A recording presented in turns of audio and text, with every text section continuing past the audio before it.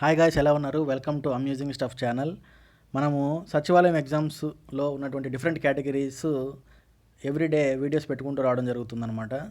నిన్న digital assistant పెట్టాము, మొన్న కేటగిరీ 1 ఎగ్జామ్ గురించి పెట్టాము.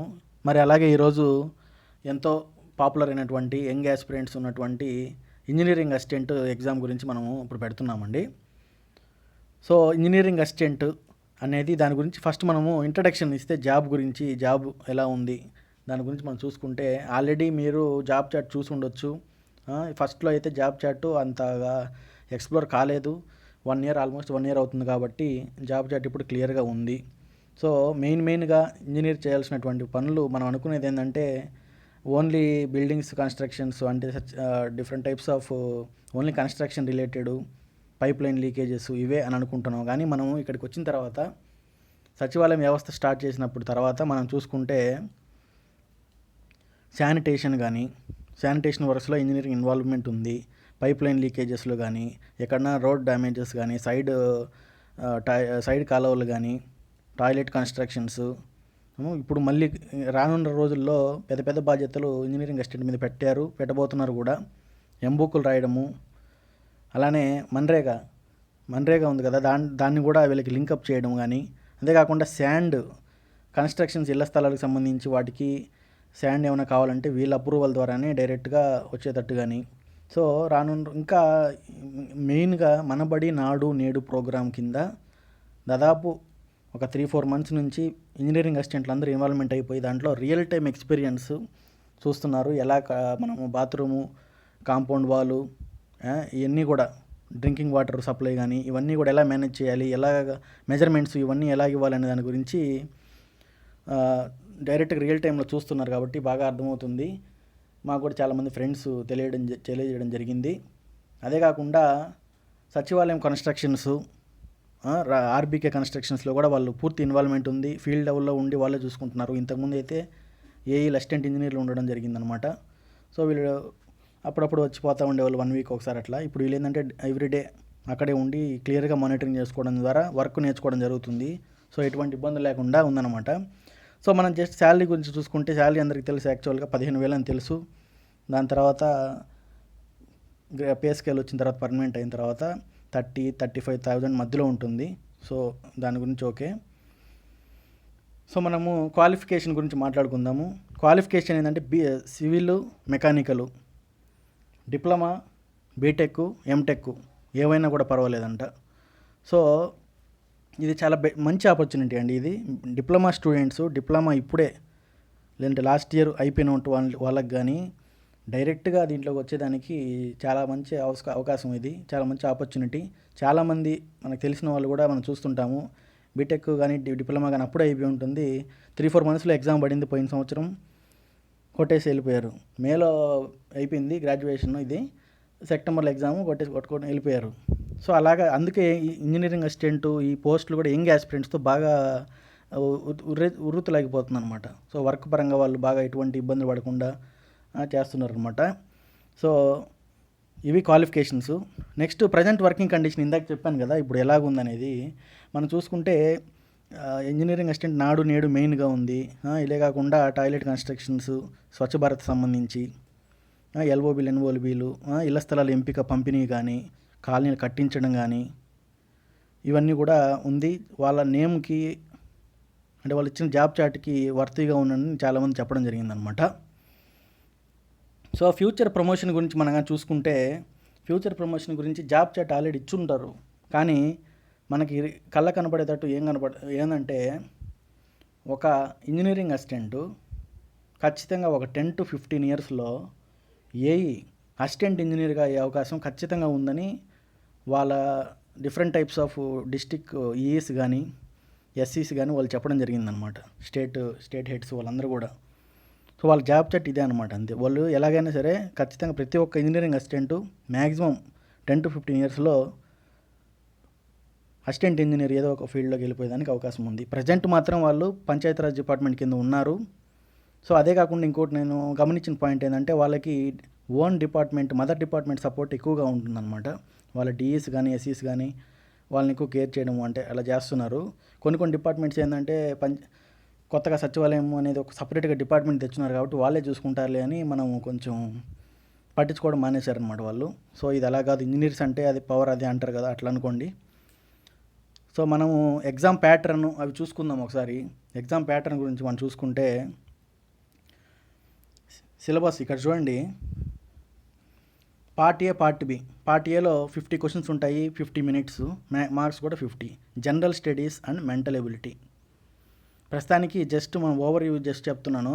జనరల్ స్టడీస్ మెంటల్ ఎబిలిటీ అంటే సిలబస్సు ఇన్ఫో కానీ ఎలా ప్రిపేర్ అవ్వాలి, ఏం బుక్స్ ప్రిపేర్ అవ్వాలి అనేది కూడా నెక్స్ట్ వీడియోలో ఎల్లుండి పెడతాం. మ్యాక్సిమం ఖచ్చితంగా అప్లోడ్ చేయడం జరుగుతుంది. ఈ వీడియో చెక్అవుట్ చేయడానికి మా ఛానల్ సబ్స్క్రైబ్ చేసుకోండి. మీ ఫ్రెండ్స్ అందరికీ కూడా షేర్ చేసి ఈ వీడియోస్ మేము అది వీలైనంత త్వరలో పెట్టేదానికి ట్రై చేస్తున్నాము. సో పార్ట్ బిలో మనం చూసుకుంటే technical, civil, mechanical engineering, diploma standard. ఇప్పుడు మీరు ఒకటి గమనించాల్సిన అవసరం ఇక్కడ చాలా ఎంతైనా ఉంది. ఇక్కడ సిలబస్లోనే వాడు డిప్లొమా స్టాండర్డ్ అని మెన్షన్ చేయడము అదొక ఇదన్నమాట, అంతే. సో దాని అర్థం ఏంటంటే డిప్లొమా స్టాండర్డ్ మించి క్వశ్చన్స్ పోవు. మీరు బీటెక్లో పెద్ద పెద్ద సబ్జెక్టులు, మన స్ట్రెంత్ ఆఫ్ మెటీరియల్స్, ఫెమ్ము, డ్రాయింగ్, ఇవన్నీ చాలా సబ్జెక్టులు ఉన్నాయి. డీప్కు పోవాల్సిన అవసరం లేదు. సో 100 క్వశ్చన్లు 100 మార్కులు, అది కూడా total 150 marks, negative marking 1/4, correct 10 mark, 1 mark.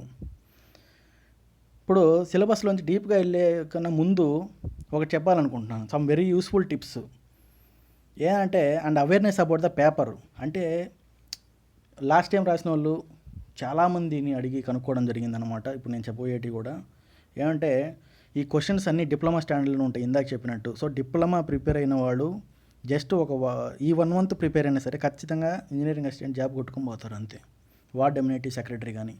Next focus on basics మీద డిపెండ్ అవ్వండి చాలు. ప్రతి సబ్జెక్టు డీప్గా వెళ్ళి దానికి పీకే నాగులు ఇంతలో బుక్కులు చదవాల్సిన అవసరం లేదు. అది గేట్ ఎగ్జామ్ కాదు, సచివాలయం ఎగ్జాము.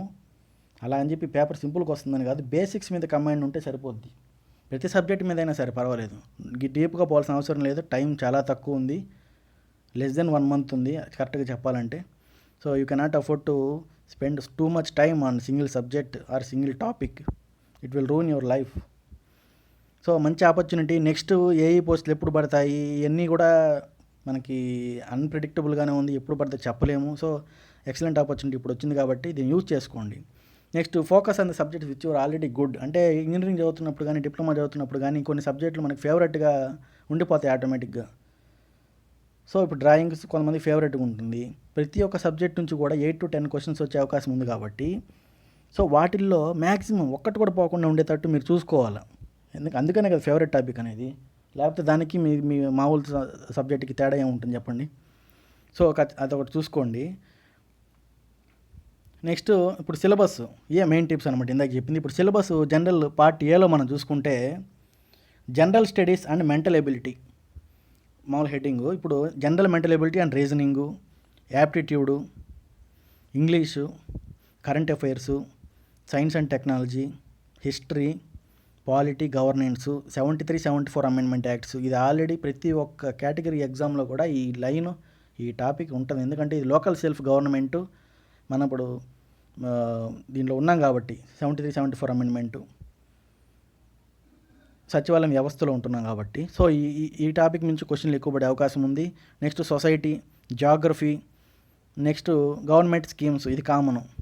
గవర్నమెంట్ స్కీమ్స్ ఈ 1 ఇయర్లో ఏమేమి స్కీమ్స్ పెట్టింది. ఇప్పుడు మనం రాసే ఎగ్జామ్ ఇంజనీరింగ్ అసిస్టెంట్ కదా, ఇప్పుడు మనకి పెన్షన్కి సంబంధించి ఇలాంటి స్కీమ్స్ ఎందుకు అడుగుతారు అనేది మీరు అపోహలు వద్దు, ఖచ్చితంగా అడిగే అవకాశం ఉంది.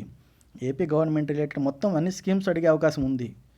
సో కాబట్టి 1 ఇయర్లో వచ్చినటువంటి నవరత్నాలు ఉన్న స్కీమ్స్ కానీ, ఎస్పెషల్గా మీకు ఇచ్చినటువంటి ఈ హౌసింగ్ సంబంధించి ఈ స్కీమ్స్ గురించి మీరు డీటెయిల్గా తెలుసుకొని ఉండాలి.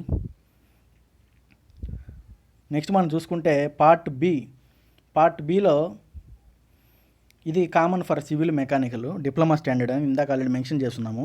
జస్ట్ ఓవర్ వ్యూ మనం ఇచ్చుకుంటూ పోతే స్ట్రెంత్ ఆఫ్ మెటీరియల్ సబ్జెక్ట్ ఉంది. దాంట్లో వాడు డీటెయిల్గా ఎక్స్ప్లెయిన్ చేస్తున్నాడు ప్రతి ఒక్కటి.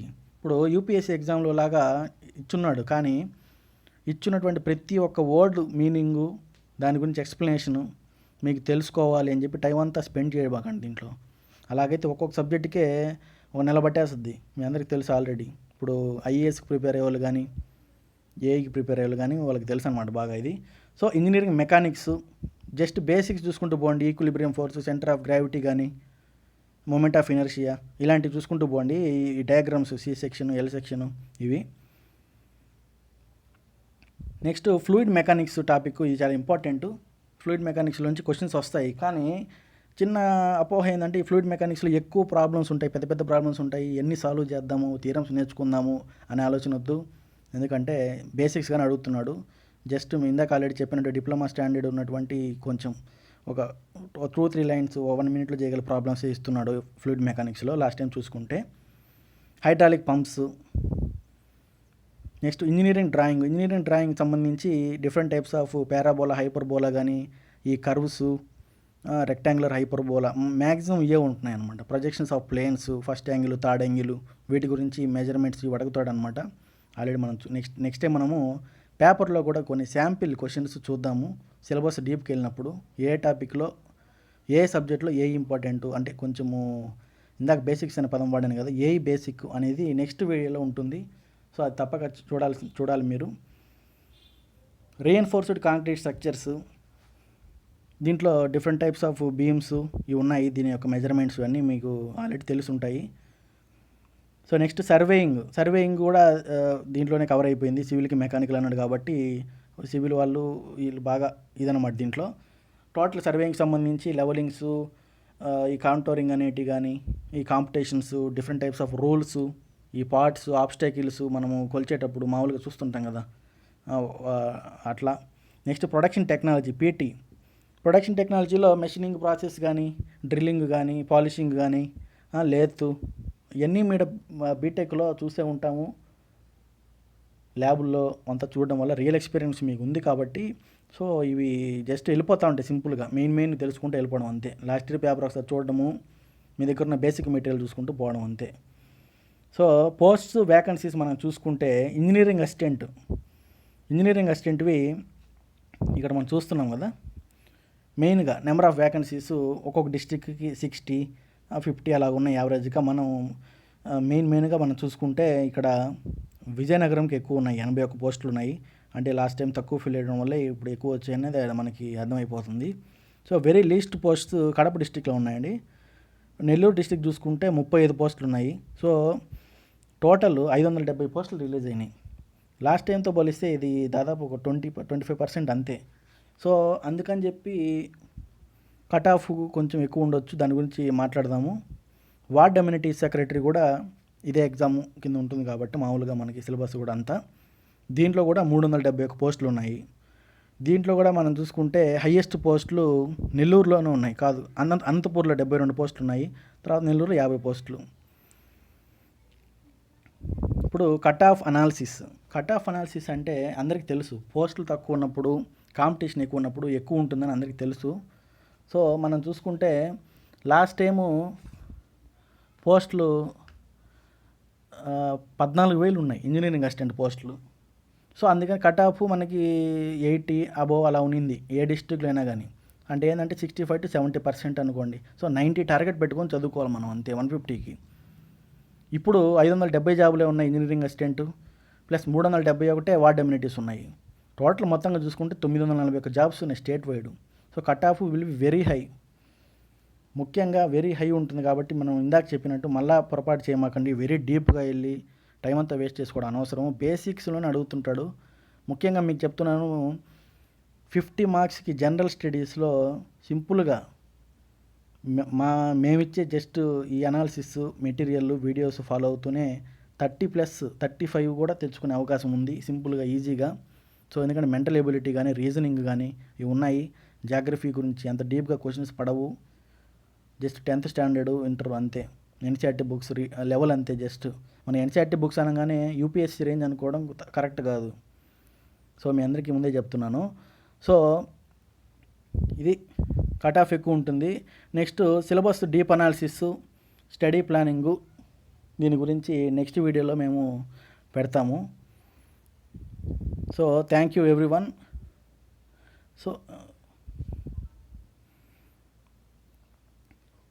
సో ఇప్పుడు నేను చెప్పగలిగింది ఏంటంటే, నెక్స్ట్ వీడియోలో మనము స్టడీ ప్లానింగు ఇవన్నీ కూడా ఎక్స్ప్లెయిన్ చేస్తాము. ఎందుకంటే ఒకే వీడియోలో మొత్తము కవర్ కాదు, ఇది జస్ట్ ఇంట్రో లాగా పెడుతున్నామండి.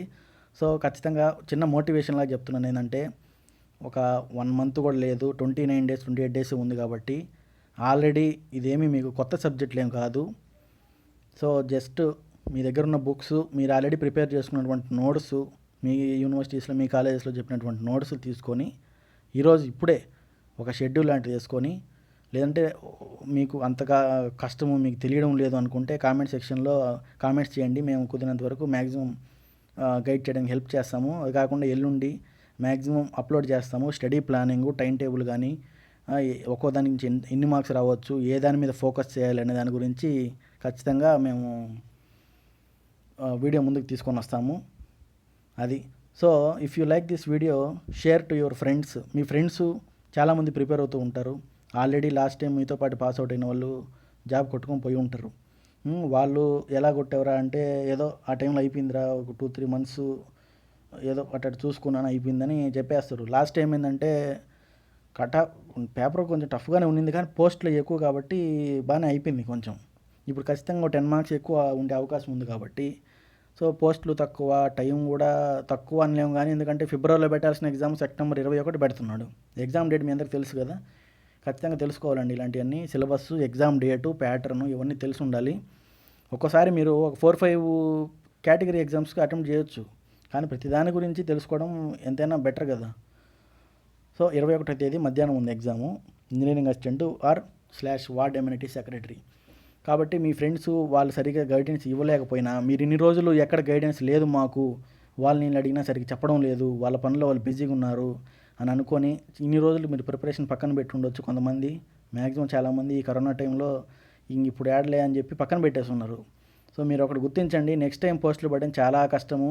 సాఫ్ట్వేర్ జాబులు కూడా మనకి, సాఫ్ట్వేర్ అంటే అదే మీ ఇంజనీరింగ్కి సంబంధించి వర్క్స్, ఈ జాబ్స్ కూడా చాలా తక్కువ ఉంటున్నాయి.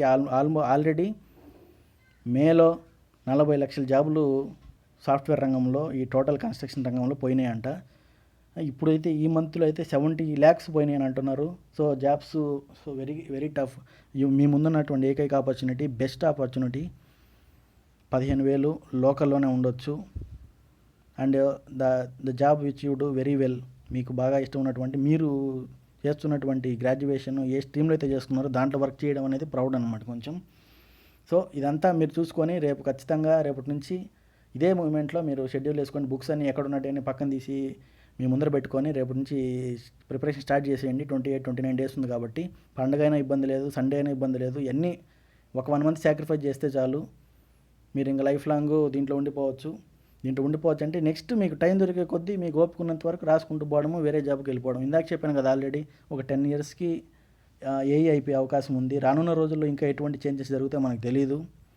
సో ఇంజనీరింగ్ డిపార్ట్మెంట్, ఇంజనీరింగ్ అసిస్టెంట్ల మీద చాలా ఆధారపడి ఉంది సచివాలయం వ్యవస్థ. సో వాళ్ళు very key role. So that's it for today. Next we will see you in the next video.